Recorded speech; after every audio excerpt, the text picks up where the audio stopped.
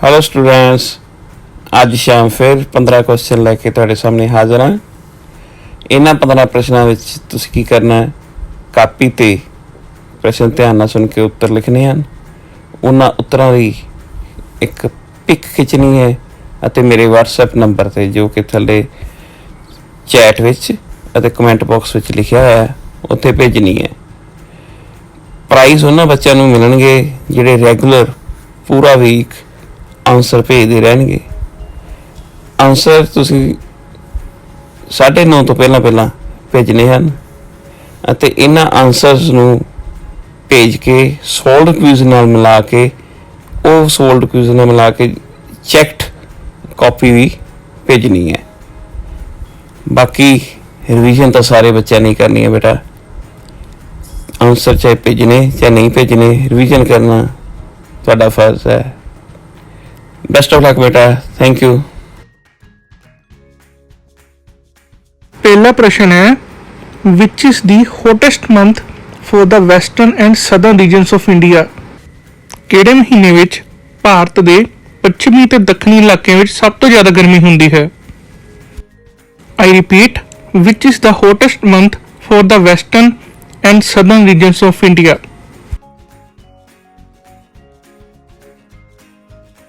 Option A April, B May, C June, D July.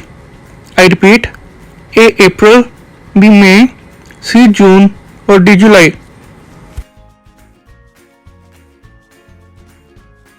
Which is the hottest month for the northern regions of India.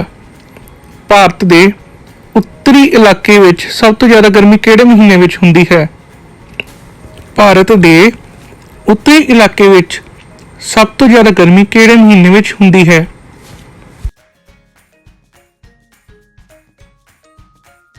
Option A April, B May, C June, D July. I repeat, A April, B May, C June और D July.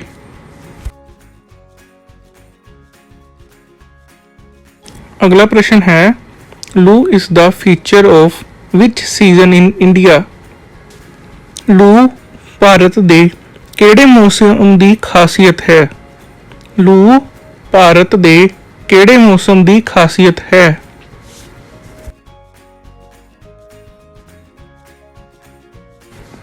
Option sun, option A rainy, option B winter, option C summer या फिर option D all of this.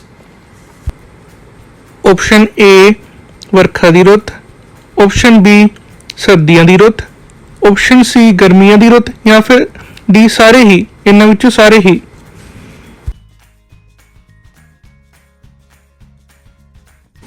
Next question is the lowest temperatures are recorded at Dras which is -45 degree Celsius in India.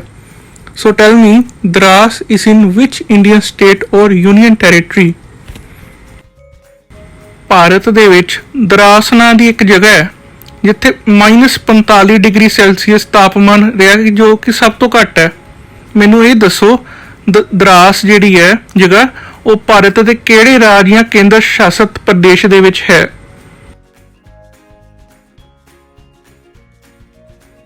Option A Meghalaya, option B Uttarakhand, option C Jammu and Kashmir या फिर option D Ladakh. I repeat, A Meghalaya, B Uttarakhand, C Jammu and Kashmir और इसे D Ladakh.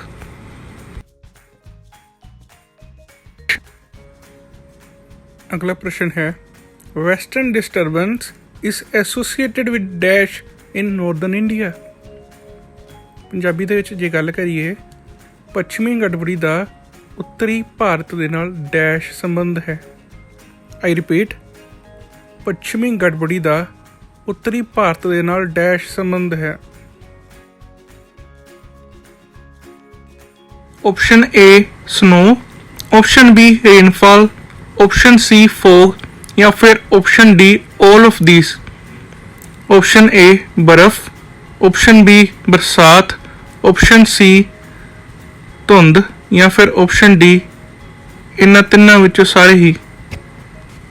I repeat, A snow, B. Rainfall, C. Fog, or is it option D, all of these?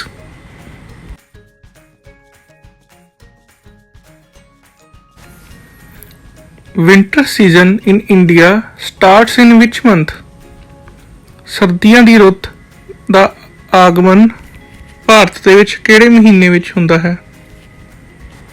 Winter season in India starts in which month?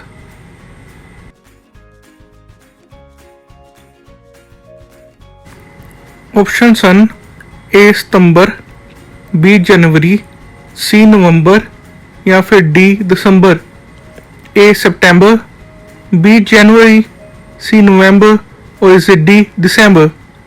I repeat, A September, B January, C November या फिर D December।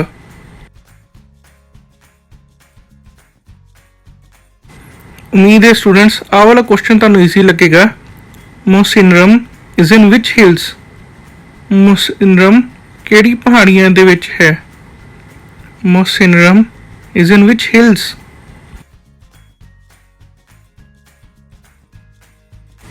Option A Garo, B Khasi, C Jaintia या फिर D इन्हां विचों कोई नहीं। Option A Garo, B Khasi, C Jaintia और is it D none of these?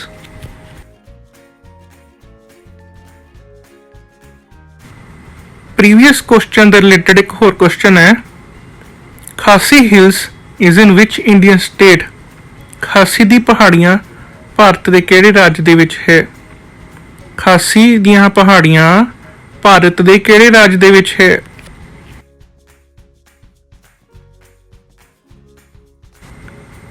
Option A Meghalaya, B Manipur, C Mizoram, D all of these? A Meghalaya, B Manipur, C Mizoram ਜਾਂ ਫਿਰ ਡੀ ਇਹਨਾਂ ਵਿੱਚੋਂ ਸਾਰੀਆਂ ਸਟੇਟਸ ਦੇ ਵਿੱਚ ਹੀ ਖਾਸੀ ਹਿਲਸ ਹੈ?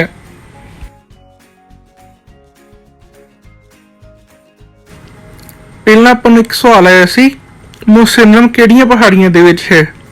ਹੁਣ ਇਹ ਸਵਾਲ ਹੈ ਚੇਰਾਪੂੰਜੀ ਜਿਹੜੀ ਜਗ੍ਹਾ ਹੈ ਉਹ ਕਿਹੜੀਆਂ ਪਹਾੜੀਆਂ ਦੇ ਵਿੱਚ ਹੈ? Cherrapunji is in which Hills?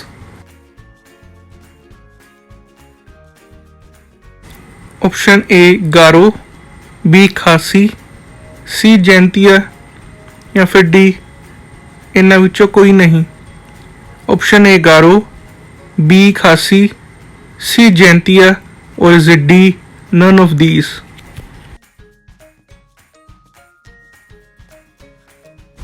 हुण क्वेश्चन थोड़े जिहे ध्यान नाल पढ़ियो। In which of these is the average rainfall is more than 200 centimetre throughout the year? इन्हां विचों किथे औसतन वर्खा पूरे साल दे विच 200 सेंटीमीटर तो ज़्यादा हुंदी है? आई रिपीट, इन्हां विचों किथे औसतन वर्खा पूरे साल दे विच 200 सेंटीमीटर तो ज़्यादा हुंदी है?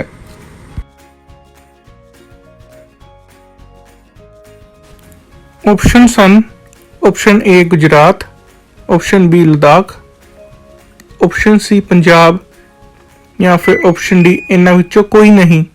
आई repeat, A Gujarat, B Ladakh, C Punjab or is D none of these?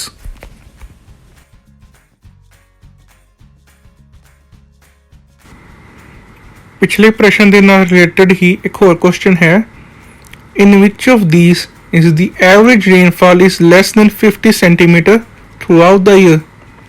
इन्हां विचों किथे पूरे साल ਦੇ ਵਿੱਚ ਔਸਤਨ ਵਰਖਾ 50 ਸੈਂਟੀਮੀਟਰ ਤੋਂ ਘੱਟ ਹੁੰਦੀ ਹੈ? ਇਹਨਾਂ ਵਿੱਚੋਂ ਕਿੱਥੇ ਪੂਰੇ ਸਾਲ ਦੇ ਵਿੱਚ ਔਸਤਨ ਵਰਖਾ 50 ਸੈਂਟੀਮੀਟਰ ਤੋਂ ਘੱਟ ਹੁੰਦੀ ਹੈ?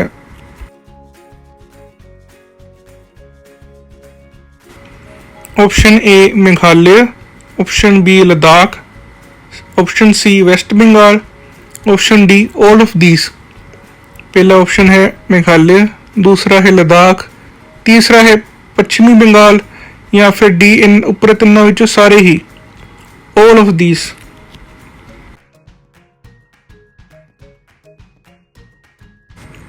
Next question is, in which of these is the average rainfall is 100 to 200 centimeter throughout the year?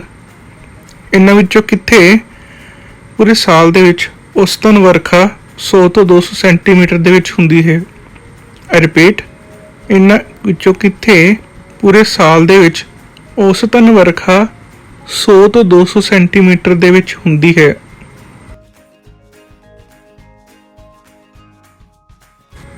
Options ਹਨ A Odisha, B Bihar, C West Bengal, D all of these. I repeat, A Odisha, B Bihar, C ਪੱਛਮੀ ਬੰਗਾਲ ਜਾਂ ਫਿਰ D ਇਹਨਾਂ ਵਿੱਚੋਂ ਸਾਰੇ ਹੀ।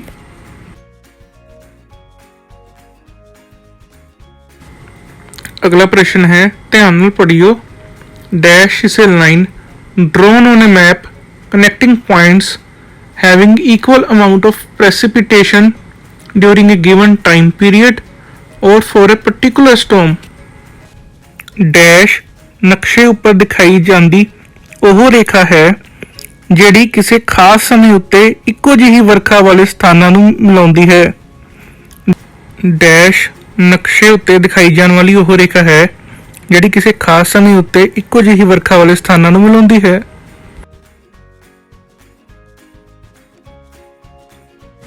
Option A isohyet यानी कि समवर्खा, option B isotherms यानी कि समताप रेखा, option C both of these यानी कि यह दोनों ही, या फिर option D none of these इन्हां विचों कोई नहीं।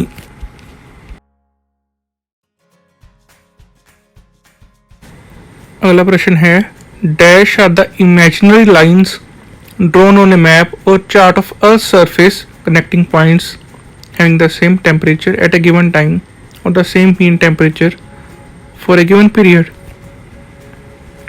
डैश नक्शे ਦੇ ਉੱਤੇ ਖਿੱਚੀ ਗਈ ਉਹ ਕਾਲਪਨਿਕ ਰੇਖਾ ਹੈ ਜੋ ਇੱਕੋ ਜਿਹੇ ਤਾਪਮਾਨ ਵਾਲੀਆਂ ਥਾਵਾਂ ਨੂੰ ਮਿਲਾਉਂਦੀ ਹੈ। ਡੈਸ਼ ਨਕਸ਼ੇ ਦੇ ਉੱਤੇ ਖਿੱਚੀ ਗਈ ਉਹ ਕਾਲਪਨਿਕ ਰੇਖਾ ਹੈ ਜੋ ਇੱਕੋ ਜਿਹੇ ਤਾਪਮਾਨ ਵਾਲੀਆਂ ਥਾਵਾਂ ਨੂੰ ਮਿਲਾਉਂਦੀ ਹੈ।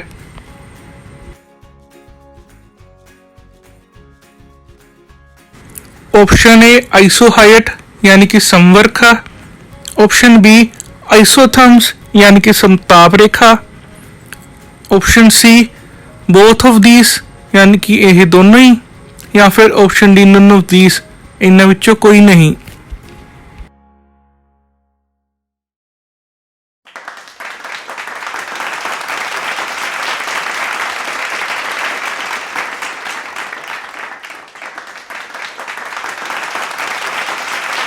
हमारी कल के विनर की कल बेटा सिमरप्रीत कौर कन्या स्कूल धर्मपुर तो 25 पॉइंट्स लैके पहले नंबर पर है, दूसरे नंबर पर पलक कन्या स्कूल धर्मपुर तो ही 24 पॉइंट्स लैके, दूसरे नंबर पर तनिषा रानी कन्या स्कूल धर्मपुर तो ही 22 पॉइंट्स लैके तीसरे नंबर पर है।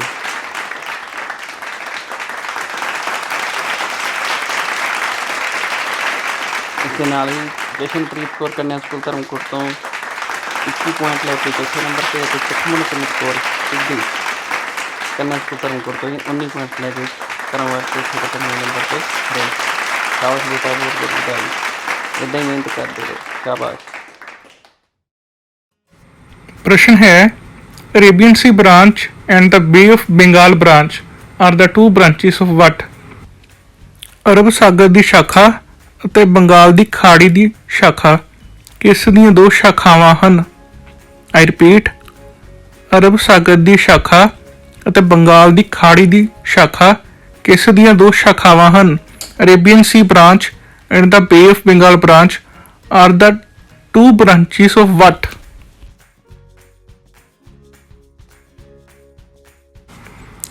ਪਹਿਲਾ ਆਪਸ਼ਨ ਹੈ ਹਿੰਦ ਮਹਾਸਾਗਰ, ਦੂਸਰਾ ਭਾਰਤ ਦੇ ਮਾਨਸੂਨ, तीसरा भारत की जल सेना, या फिर डी भारती प्रायद्वीप।